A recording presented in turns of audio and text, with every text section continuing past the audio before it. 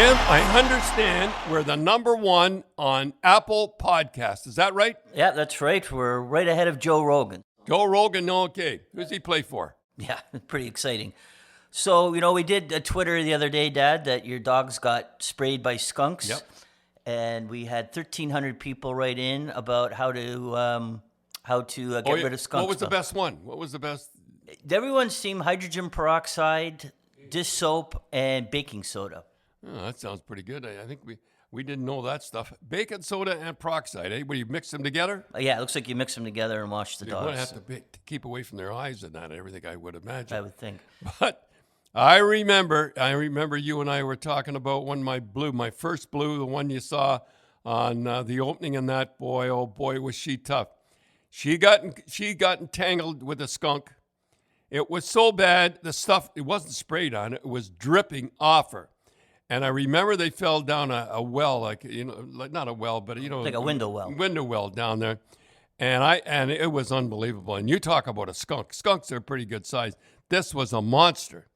And in fact, when I had to reach over and pull her out, and I went down the basement to look at the skunk, and it was trying to get through the window after me. It had couldn't believe it. So, and it was so powerful, the smell was so powerful that it sprayed a door that was steel. And it took the paint. I never forget it, to peel the paint off. You could smell the outside of our house for a year out off from the road. It was terrible. Anyhow, I remember it was dripping off her, literally dripping off her. And she was being sick to the front, being sick to the back, if you know what I mean. And I had a paper. I couldn't put towels because it was just too much. So I put towel, and I never forgot when I threw the towel away and I looked over and there she was. And she looked up, looked like a skunk coming up. The wind got it. And she said, all right, that's number one. Let's go at it again. Boy, she was a tough dog. Yeah, I remember that. The skunk, when they fell into the window well, it sprayed the screen. And it instantly dissolved the screen. It didn't even smell like a skunk after a while. It was beyond skunk. We had to throw out all our ice cube trays, all our plastic cups, because you couldn't believe it. Like, as I say, it went beyond the skunk smell. It was just... Anyhow, peroxide and baking soda, don't let it get in the eyes. That's what they say. So we're going to talk a little bit about what's going around in the NHL. Well, I have to say something about Brendan Lemieux. I mean... How Saturday night? How in the world do the Canadians be winning? 4-0, 4-0, and they lose 6-5. Brendan Lemieux, he got 2 goals. He got 6 shots. Imagine he had 6 shots. This guy must have poured them right on there. And I remember who was he playing for? When he was 15, he was playing for the Toronto Red Wings in the GTHL. And I remember his dad, Claude, and we used to have little fights going on all the time on TV and everything. And he was the assistant coach. And I remember that game. I remember Brendan. He plays just the same, banging around and smashing it. By the way, he's got a big black eye. For you people that saw him with the big black eye, that was fighting for Tom Wilson. So he doesn't pick on any lightweights. Right off the bat, he goes after Tom Wilson. You don't push New York Rangers around anymore. And I remember that game. And he got thrown out of the game. And so he got thrown out of the game and everything. And the referees, I think, just wanted to get him out of the game. And who do I meet coming around with Claude? We would come around a corner, and boy, so I had to say something. Well, that was some penalty that Brendan got, and he went in a tirade about the whole thing. But I'll tell you one thing, boy. I met him when he was with Winnipeg. I remember when he was playing for the Moosehead, and I remember Ron and I walked in the back. And we thought they were getting ready for the playoffs. And the guy was taping the sticks and putting the bags, all that. He says, no, we just got beat out of the playoffs. So I remember him, boy. You're going to hear a lot more about Brendan Lemieux. Yeah. Yeah, I remember. He played just like his dad when he was a minor midget. And so what else caught your eye, Dad? Well, let's talk about Andy Frost. He must be so proud. Morgan, his son, got his first goal for the Flyers. And you imagine doing all the games with the Leafs, and he got this first goal, how proud he must be. Jack Eichel for Buffalo. You got to admit, boy, he is, a lot of guys would quit. He's a first-round draft choice, and, he sees McDavid doing unbelievable and everything. He got a lot of goals, and he has a great fight too. I mean, he dropped the gloves, frustration. That is, and he's so mad because the referee only gave him 4 minutes. It must be so bad. But I mentioned McDavid. I mean, come on, holy smokes! What has he got? 6 games. He's got 18 points. I mean, this guy he's the best hockey player in the world. Crosby's out now, but you see this guy play. He dominates the game like Bobby Orr. I mean, you can't take your eyes off the guy. And he plays reckless, though. He plays a reckless game. That's why he's so good. He does things that I never see anybody else doing. And do you remember the first time we saw him? Yeah, I remember the first time we saw him. He's playing for Marlies. Yep. And he come up with, who was the defenseman he come up with? Roland McEwen. They were, Connor would have been 13, and he was playing against 15-year-olds, and Roland was 14 playing against 15. And boy, were they dynamite. I remember it said, I think he got a couple of goals or something. They won 3-2. I said, boy, we better keep our eye on that guy. Yeah. But he plays reckless, and I love the way he plays, and that's the way he is. And I mentioned it to Bobby Orr. I said, Bobby plays something like you, reckless. And he says, can't change his style. That's the way he plays. So we're a quarter of the way through the season, which is hard to believe. And so far, they said there's a lot of things have happened this year. Yes. So far, there's been 66 third-period comebacks, and a lot of those had the goalie pulled. When did you like pulling your goalie? It's a funny thing. When it got around 1:30, I like to have our goalie out by 1:30 if he was coming out. And, I see now Patrick Roy was the first guy, Patrick Waugh. We won't say Patrick Roy, Patrick Waugh, whatever it is. And he was the guy when he was in Colorado. He was the first guy to pull him. And if he was behind, I think he was pulling him at 2 minutes, 2.5 minutes. And if he was behind 2 goals, he'd pull the goalie with 4 minutes, which made sense. I think if I had to do over again now, I would have pulled a goalie at about 2 minutes to go. And I think that's the right time. What they do is, what really makes me laugh is they get the puck, when the game's on and everything, and they fool around the blue line, they fool around the red line. But when they really want to score the goal, when they want to get, they only got a minute and a half to go, they dump it in. You don't believe me? Watch the next game. As soon as they get to the red line, they dump it in and then they go. That's the way we used to play all the time. So if I had my duthers to go, whatever they call it, I would pull a goalie about 2 minutes, and I would do what Patrick Roy did.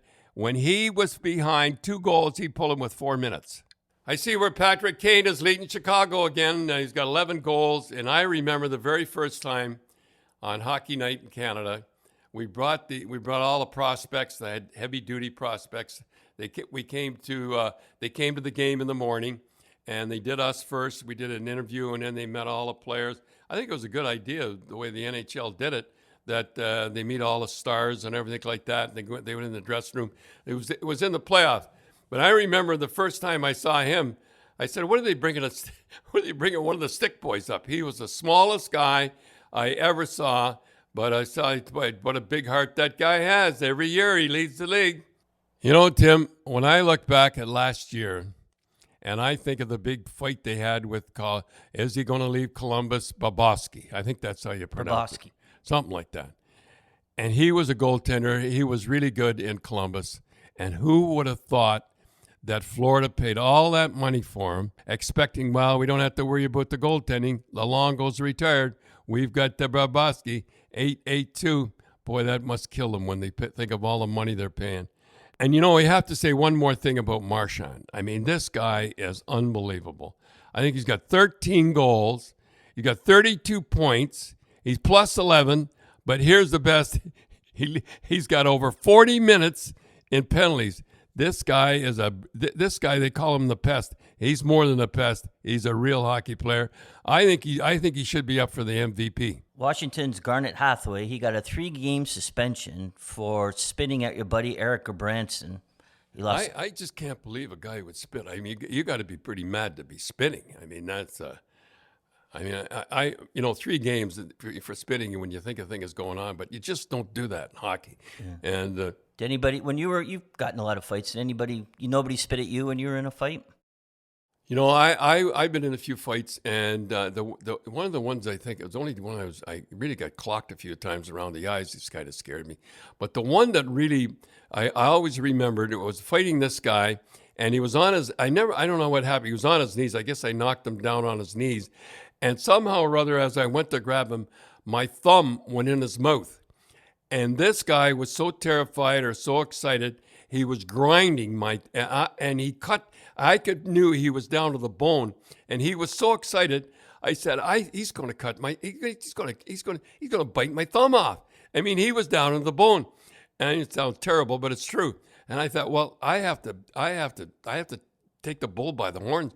I have to pull my thumb out along his teeth. Sounds terrible, doesn't it?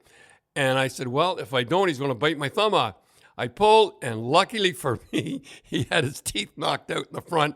Boy, I tell you, once I got my hand out, remember he had long hair, and this was before they had the rule that you couldn't grab the hair. I grabbed him by the hair. He paid the price like that. But that's the one thing. But I never had anybody ever spit on me, and believe me, and I know he regrets that spitting.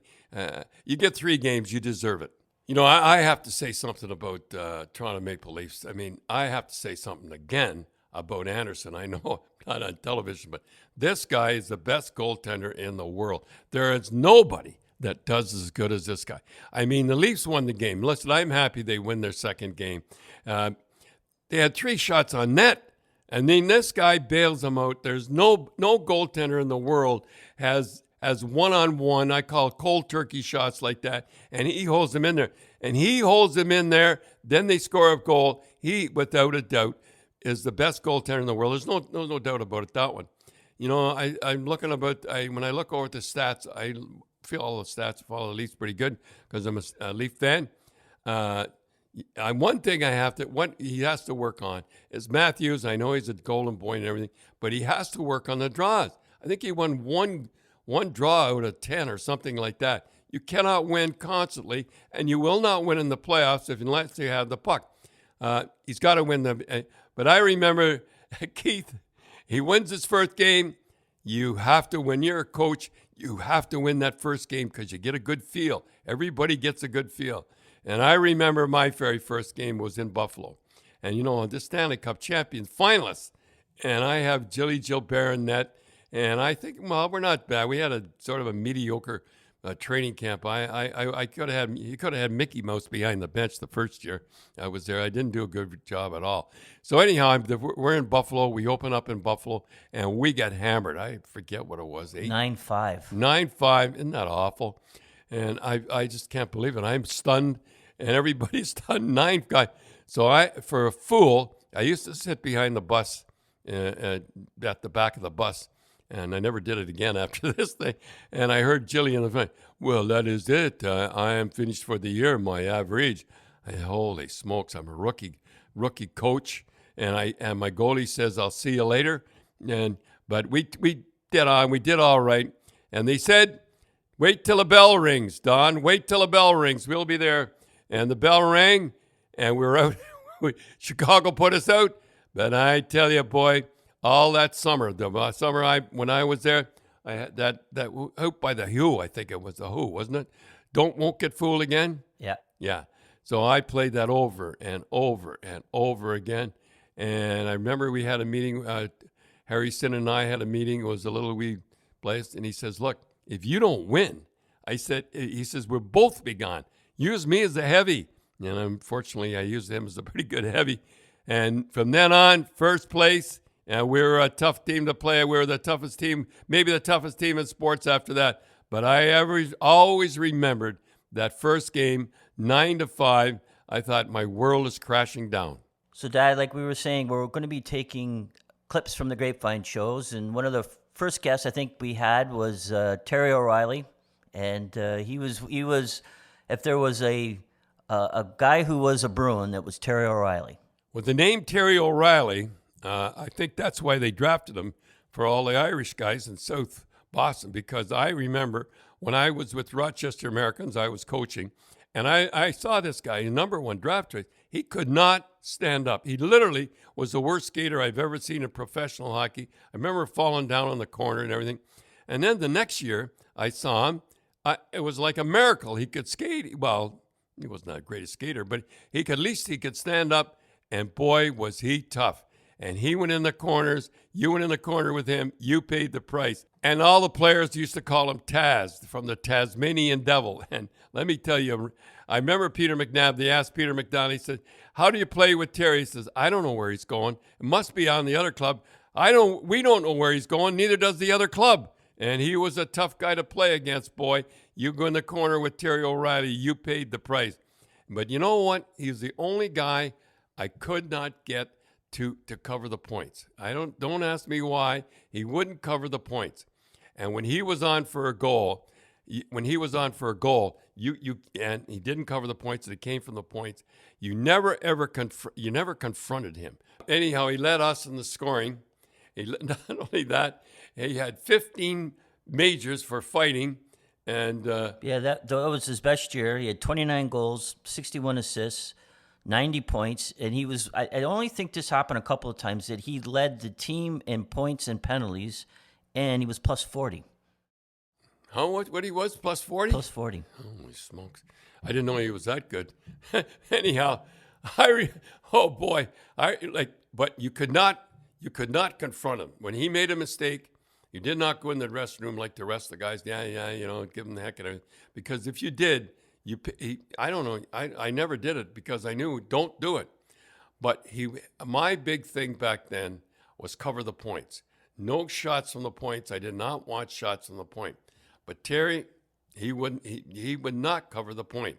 And I remember, he'd be in the corner shaking hands with the defenseman. The puck would go to his point in the net. So I didn't want to confront him because I knew I'd be in deep trouble. So on the bench, he'd be on the bench, and and this is how I do it.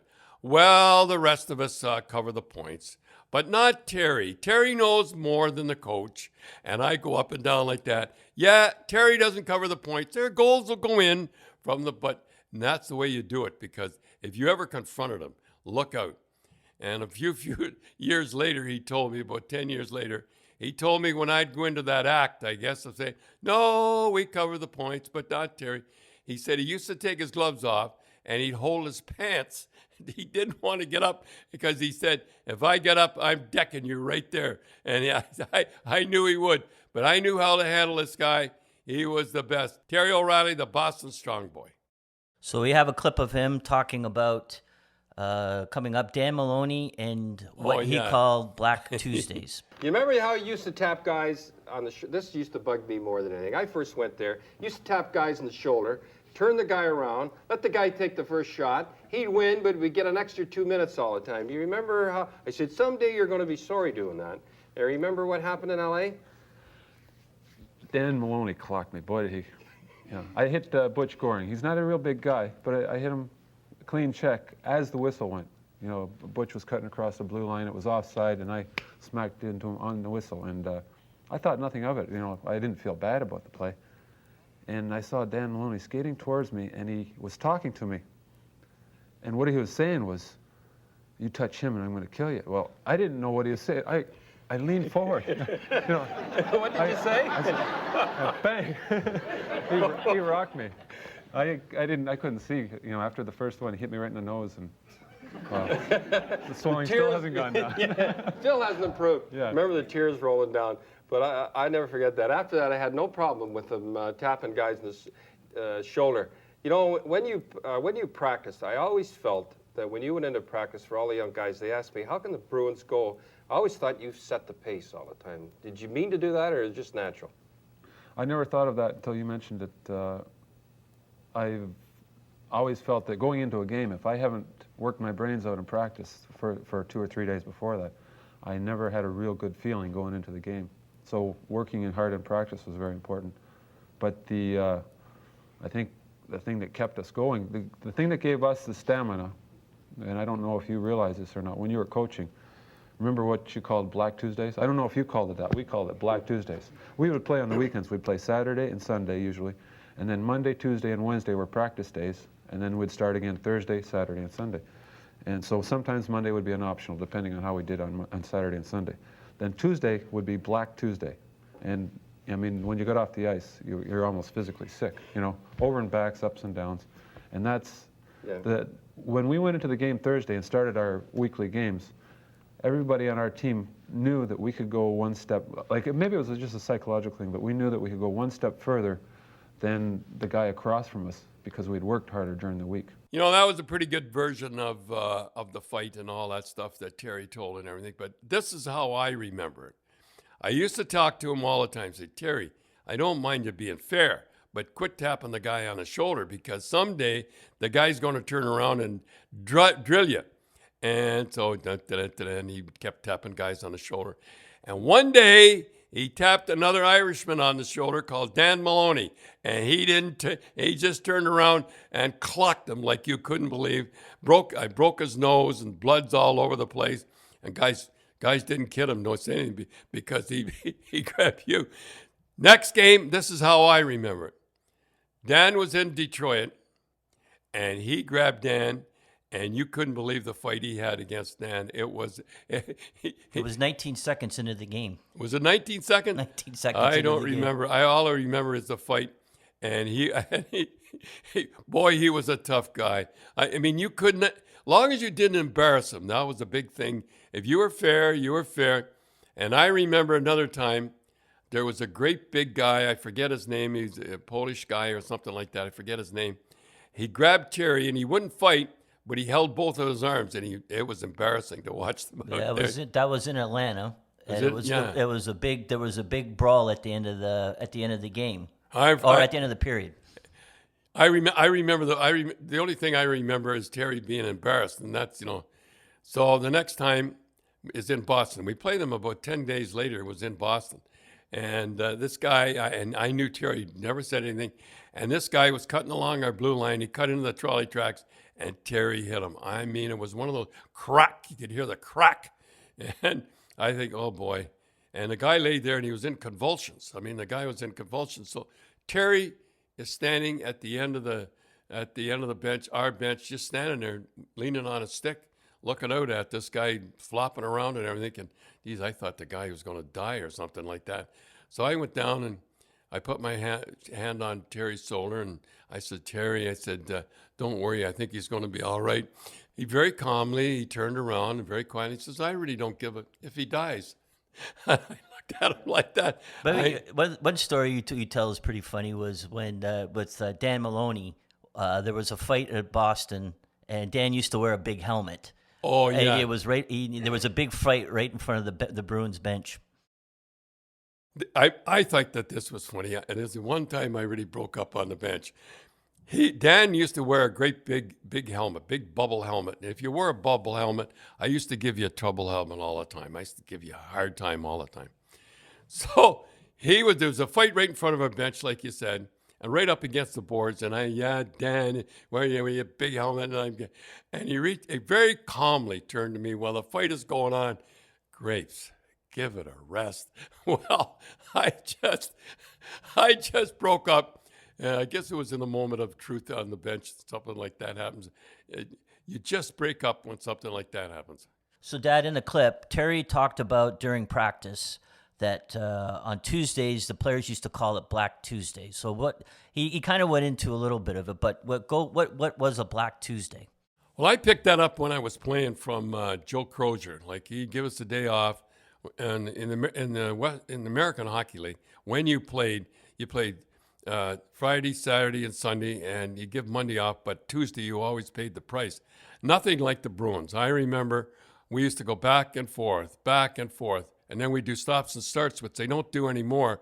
You all the team gets at center ice, and the coach has the whistle, and he goes, tweet, tweet. And they go back and forth, and they stop on both feet. No, they don't stop on one feet and turn back. Tweet, tweet, tweet, tweet, tweet, tweet, tweet. And it was, they don't do that anymore. I see they don't do that anymore. But that stops and starts, and then they get on the side.